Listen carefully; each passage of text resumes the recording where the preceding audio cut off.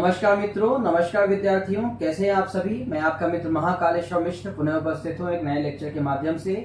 आज के इस लेक्चर के माध्यम से हम दंड प्रक्रिया संहिता the code of criminal procedure, मैं आपसे यहाँ पर एक उम्मीद करूंगा, एक रिक्वेस्ट करूंगा, चाहूंगा मैं कि जब आप मेरे लेक्चर्स को सुने उस समय आप पेन कॉपी लेकर के बैठे, ताकि मेरे लेक्चर के दौरान यदि कोई भी चीज आपको लगे कि ये आवश्यक है, इम्पोर्टेंट है, तो उसे आप नोट डाउन करते हुए चलें। इससे थोड़ा सा एक फायदा ये मिलेगा कि चूंकि लॉकडाउन है, कहीं भी क्लासेस नहीं चल रही हैं, तो आपको थोड़ा सा क्लास की फीलिंग आएगी कि भैया क्लास में सर पढ़ा रहे हैं और आप उस लेक्चर में से कुछ इंपॉर्टेंट चीजें आपको जो मिल रही हैं आप उसको नोट डाउन करते हुए जा रहे हैं। तो आज का जो हमारा लेक्चर है वह है विवश करने के लिए आदेशिकाओं के संबंध में है, प्रोसेस फॉर कंपेल के संबंध में है, सीआरपीसी के चैप्टर 6 और चैप्टर 7 में कुछ आदेशिकाएं बताई गई हैं जिसके द्वारा किसी भी व्यक्ति को विवश किया जा सकता है। किस प्रकार से समझते हैं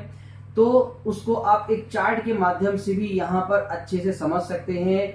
यदि आप ये चार्ट जो आपके सामने है आप देखें तो यहाँ पे बताया गया है किसी अपराध की जांच, अन्वेषण और विचारण के लिए अभियुक्त या साक्षी को उपस्थित होने के लिए, for the appearance of accused and witnesses, तथा दस्तावेज या आवश्यक वस्तु को पेश करने के लिए, for the production of documents and other things.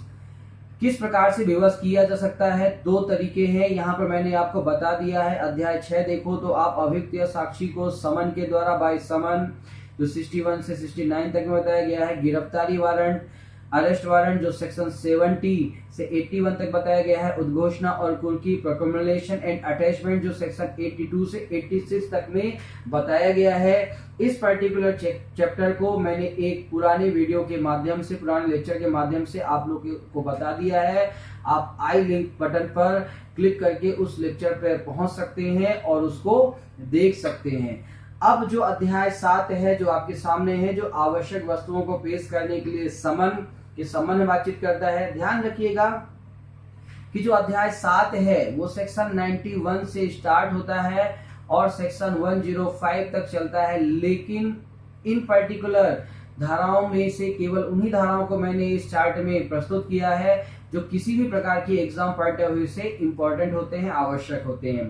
तो जब किसी भी व्यक्ति के पास कोई भी आवश्यक वस्तु यदि है तो उस आवश्यक वस्तु को किस प्रकार से न्यायालय या पुलिस अधिकारी बुला सकता है, किस प्रकार से समन या लिखित आदेश जारी कर सकता है, इसके संबंध में प्रोसेस है, प्रक्रिया है, सेक्शन 91 92 में बताई गई है। फिर उसके बाद यदि मान लीजिए कि किसी भी वस्तु या दस्तावेज को तलाशी करके न्यायालय के सामने प्रस्तुत किया जाना हो तो उसके संबंध में प्रक्रिया क्या है, इसके संबंध में बातचीत सेक्शन 93 से 98 तक और साथ में सेक्शन 100 में बताया गया है। यहाँ पे मैं आपको बताऊंगा कि 4 प्रकार के तलाशी वारंट को यहाँ पर जारी किया जाता है। देन लास्ट यहाँ पर सी है जहां पर संपत्ति को जब्त करने के पुलिस अधिकारी की शक्ति की बातचीत करता है। The power of the police officer to seize certain property, धारा 102 इसके संबंध में बातचीत करता है। मैंने बहुत ही संक्षिप्त में, ध्यान रखिएगा ये जो चार्ट मैंने बनाया है ये द व्यू ऑफ स्टडी, अध्ययन की दृष्टि से चार्ट है। आपको इस प्रकार के चार्ट सीआरपीसी में बनने नहीं देखेंगे तो इसलिए कंफ्यूज मत होइएगा। यहाँ पर केवल मैंने आवश्यक धाराओं को ही शामिल करने का प्रयास किया है और अध्ययन की दृष्टि से ये चार्ट का वर्गीकरण, क्लासिफिकेशन मैंने किया है। तो अध्याय 7 को आप इस चार्ट के माध्यम से समझ सकते हैं। इस चार्ट में अध्याय 7 को मैंने बहुत ही अच्छे तरीके से बताने का प्रयास किया है। सेक्शन 91 के तहत और 92 के तहत समन को बताया गया है। यदि आप सेक्शन 91 के समन को देखें तो आप सेक्शन 91 के समन को आप प्रमुख 5 पॉइंट्स में समझ सकते हैं, जिसमें धारा के तहत 3 पॉइंट्स बताए गए हैं और 2 पॉइंट्स में अलग से बताऊंगा। तो इस प्रकार से 5 पॉइंट्स में आप सेक्शन 91 को अच्छी तरह से समझ सकते हैं। पहला, किसी जांच, अन्वेषण, विचारण एवं अन्य कार्यवाहियों के प्रयोजन के लिए, for the purpose any inquiry, investigation, trial and other proceeding, किसी भी न्यायालय द्वारा समन जारी करके तथा थाने के भार साधक अधिकारी द्वारा लिखित आदेश दे करके किसी भी दस्तावेज या वस्तु को न्यायालय या पुलिस थाने में बुलाया जा सकता है।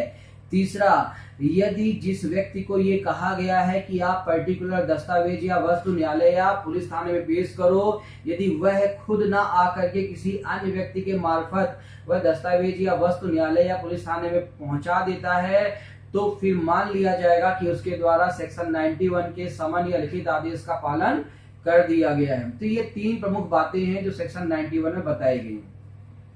अब यहाँ पर जो चौथी बात है वो क्या है, तो चौथी बात के लिए आपको दो धाराओं को याद रखना है। एक तो साक्ष्य अधिनियम की सेक्शन है 139, जो ये कहता है कि सेक्शन 91 के तहत यदि किसी व्यक्ति को समन करके बुलाया जाता है, तो यहाँ पर उस व्यक्ति को बुलाने का मेन उद्देश्य होता है ताकि वह पर्टिकुलर दस्तावेज या वस्तु न्यायालय के सामने प्रस्तुत कर सके। तो ऐसे व्यक्ति का विरोधी जो पक्षकार है, अपोजिट जो पार्टी है, वो क्रॉस एग्जामिनेशन नहीं करेगी, यही बोलता है सेक्शन 139। लेकिन यहाँ पर एक बात ध्यान रखिएगा, सीआरपीसी की धारा है 311 है, वह न्यायालय को एक विशेष शक्ति प्रदान करती है। उस शक्ति का प्रयोग करते हुए न्यायालय ऐसे व्यक्ति की यदि एग्जामिनेशन करना चाहे तो कर सकता है, ठीक है ना। और सेक्शन 91 की जो पांचवी बात है वो एक केस के माध्यम से बताई गई है। केस का नाम है श्यामलाल वर्सेस गुजरात राज्य, 1965 सुप्रीम कोर्ट का ये केस है। इस केस के माध्यम से माननीय सुप्रीम कोर्ट ने ये कहा है कि सेक्शन 91 के तहत जो समन है किसी अभियुक्त के विरुद्ध जारी नहीं किया जा सकता है, क्योंकि अभियुक्त को संविधान के अनुच्छेद 20(3) का संरक्षण प्राप्त है, प्रोटेक्शन प्रोवाइडेड किया गया है 20(3) का। संविधान के अनुच्छेद 20(3) के तहत आत्म अभिशंसन के विरुद्ध संरक्षण के संबंध में बातचीत की गई है। प्रोटेक्शन फ्रॉम सेल्फ इंक्रिमिनेशन के संबंध में बातचीत करता है, यानी किसी अभियुक्त को विवश नहीं किया जाएगा उसके विरुद्ध कोई भी दस्तावेज या वस्तु को पेश करने के लिए, ठीक है ना। तो ये पांच प्रमुख बातें सेक्शन 91 के माध्यम से बताई गई। इस प्रकार से हम अगली सेक्शन को देखते हैं, सेक्शन 92 को। तो सेक्शन 92 को भी आप 3 पॉइंट्स में, 3 तत्व में अच्छी तरह से समझ सकते हैं। पहला कि सेक्शन 92 के ध्यान रखिएगा, पहली बात तो सेक्शन 92 किसी भी पत्र या तार को पेश करने के संबंध में बातचीत करता है, for the protection of parcel and Telegram वगैरह उसके संबंध में बातचीत करता है। पहली चीज कि ऐसा पत्र या तार, डाक या पार्सल कहां कहां आवश्यक है, जांच, अन्वेषण, विचारण या अन्य कार्यवाहियों के प्रयोजन के लिए यदि आवश्यक है तो DM, CGM, court of session या हाई कोर्ट, ध्यान रखिएगा इन 4 प्रकार के प्रमुख संस्थाओं या अधिकारियों के द्वारा। तो डीएम, सीजीएम डिस्ट्रिक्ट मजिस्ट्रेट, ठीक है ना, DM district magistrate, CGM chief judicial magistrate, court of session और हाई कोर्ट के द्वारा इस धारा के तहत ध्यान रखिएगा रिक्वेजेशन, एक आदेश रिक्वेस्ट किया जाएगा किसी भी डाक या तार प्राधिकारी से कि आप पर्टिकुलर डाक या तार को पर्टिकुलर न्यायालय में पेश कर दें, क्योंकि वहां पर जांच विचारण के प्रयोजन के लिए उसकी आवश्यकता है, ठीक है ना। लेकिन यहाँ पर एक चीज और ध्यान रखिएगा, तीसरा पॉइंट कि जिस मान लीजिए कोई भी मजिस्ट्रेट है, फिर चाहे वो एग्जीक्यूटिव मजिस्ट्रेट हो या न्यायिक मजिस्ट्रेट हो, या फिर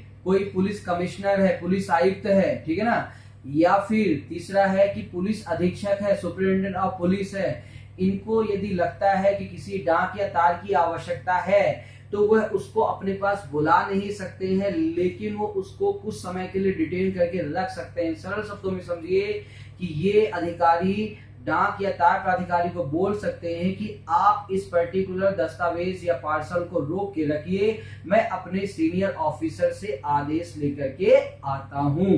तो इस प्रकार से सेक्शन 92 आपके सामने बताई गई है। अब अगली बातचीत है आपके तलाशी वारंट की। जैसा कि आपने चार्ट में देखा, तलाशी वारंट 4 प्रकार के बताए गए हैं। दस्तावेज या वस्तुओं के लिए तलाशी वारंट, चुराई हुई संपत्ति आपत्तिजनक वस्तुओं के लिए तलाशी वारंट, राज्य सरकार के आदेश पर जब्ती के लिए तलाशी वारंट और किसी व्यक्ति या स्त्री के लिए तलाशी वारंट। तो इन 4 प्रकार से तलाशी वारंट जारी किया जा सकता है किसी भी न्यायालय के द्वारा। ध्यान रखिएगा, तलाशी वारंट केवल न्यायालय के द्वारा ही जारी किया जाता है, कोई पुलिस अधिकारी के द्वारा तलाशी वारंट जारी नहीं किया जाता है। तो कोई मजिस्ट्रेट ही यहाँ पर तलाशी वारंट जारी करेगा।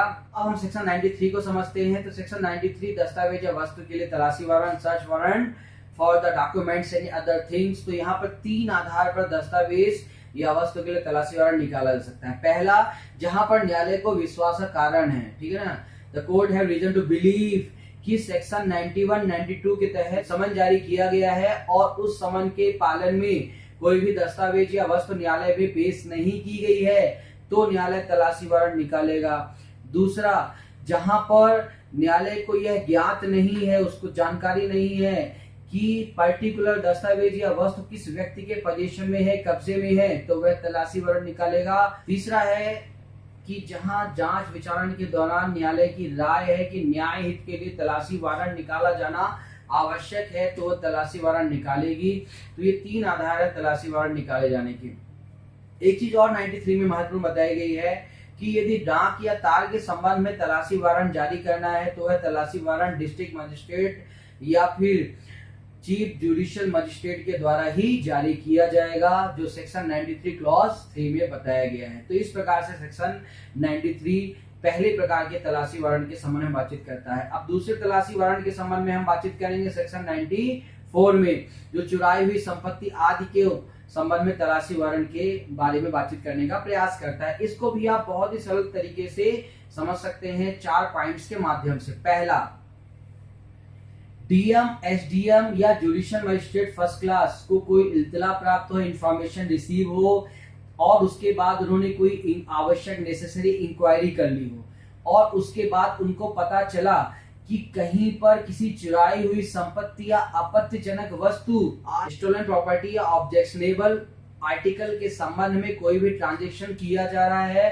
तो ऐसे ट्रांजैक्शन को रोकने के लिए वह कांस्टेबल के ऊपर के पुलिस अधिकारी को यह अथॉरिटी देगा, प्राधिकार देगा सर्च वारंट के साथ कि आप पर्टिकुलर जगह पर जाइए और किसी भी जगह पर आप एंटर कर सकते हैं, प्रवेश कर सकते हैं, वहां पर सर्च कर सकते हैं। वहां पर यदि कोई भी ऐसी वस्तु मिलती है आप उसको सीज कर सकते हैं, जब्त कर सकते हैं और यदि कोई व्यक्ति मिलता है जिसके पोजीशन में ऐसी व्यक्ति पाई जाती है उसको भी आप कस्टडी में ले सकते हैं। तो ये 3 प्रमुख बातें बताई गई हैं। और चौथी बात जो है 94 क्लॉज 2 के तहत बताई गई है, जहां पर ये बोला गया है कि आपत्तिजनक वस्तुएं ऑब्जेक्शनेबल आर्टिकल के तहत क्या क्या आएंगी, तो मैं आ सकते हैं काउंटरफीट कॉइन आएगा, काउंटरफीट जो है तो करेंसी नोट आएगी, बैंक की नोट आएगी, कोई भी फर्ज डॉक्यूमेंट्स वगैरह इसके अंदर आएगी, कोई ऑब्सीन जो कंटेंट्स वाले मटेरियल हैं वो सभी इसके तहत आएंगे। And search warrant for the seize at the behest of state government,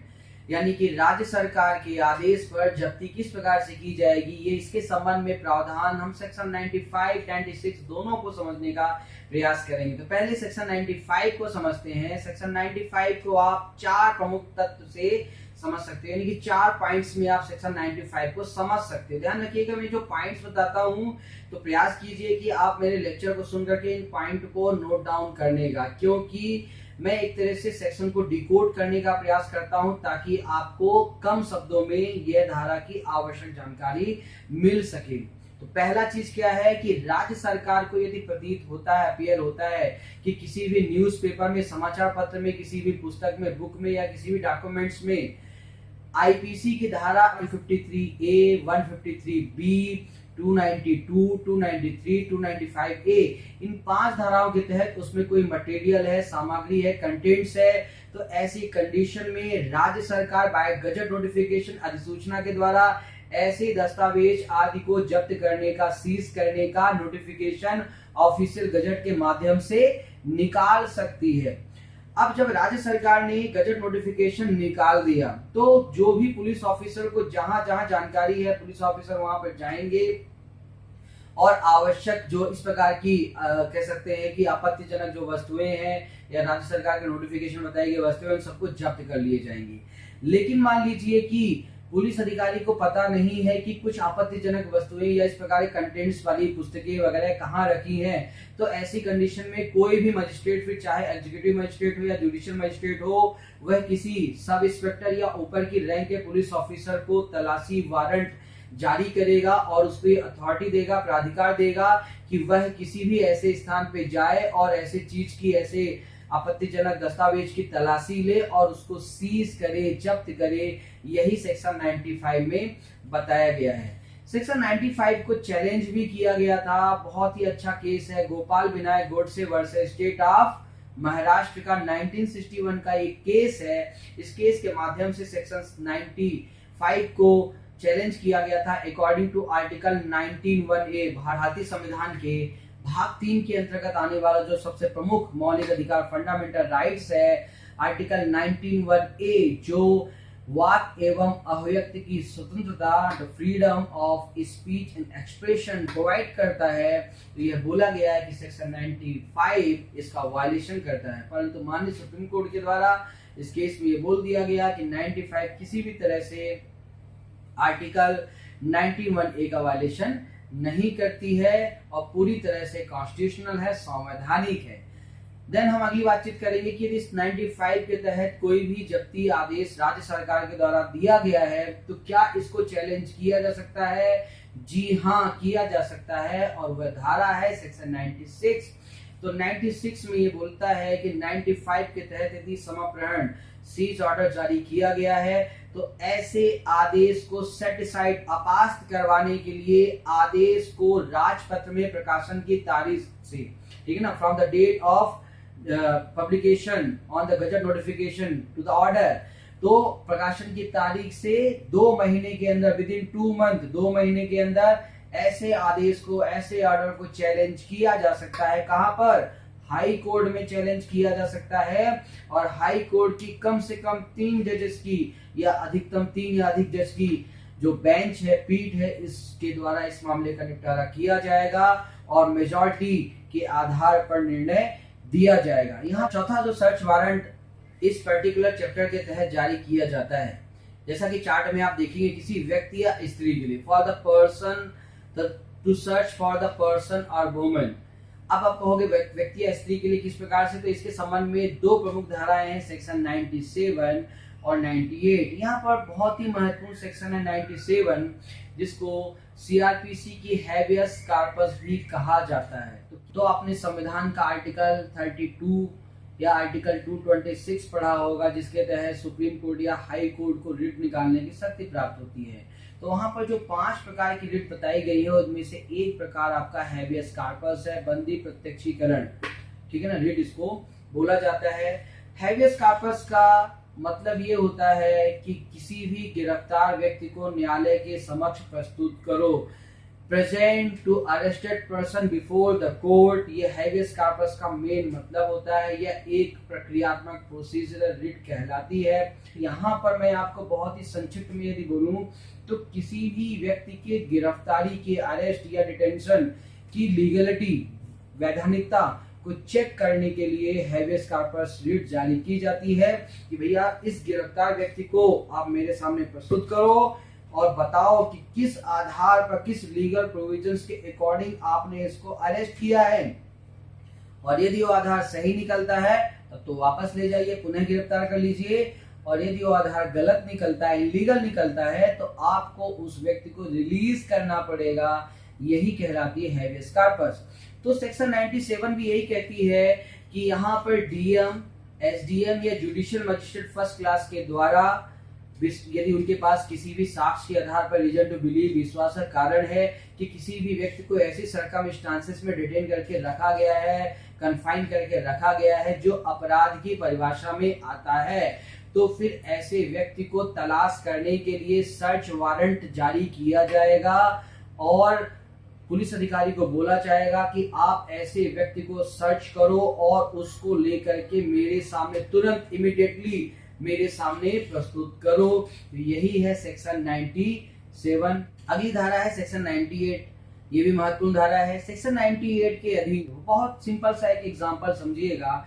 जैसे किसी माता पिता को ऐसा लगता है कि मैंने अपनी बेटी को पढ़ने के लिए कहाँ भेजा, शहर भेजा, ताकि वह वहां पर हॉस्टल में, सरकारी हॉस्टल में चूंकि रह करके पढ़ाई कर सके, लेकिन यदि उनको ये जानकारी मिलती है कि हॉस्टल के संचालक के द्वारा किसी भी प्रकार से इलीगल एक्टिविटीज की जा रही है और वहां की बच्चियों को परेशान किया जा रहा है, तो ऐसी कंडीशन में माता पिता या गार्जियन के द्वारा सेक्शन 98 के तहत एक शपथ पर परिवार तैयार किया जाएगा और DM, SDM, judicial magistrate first class के पास लगाया जाएगा।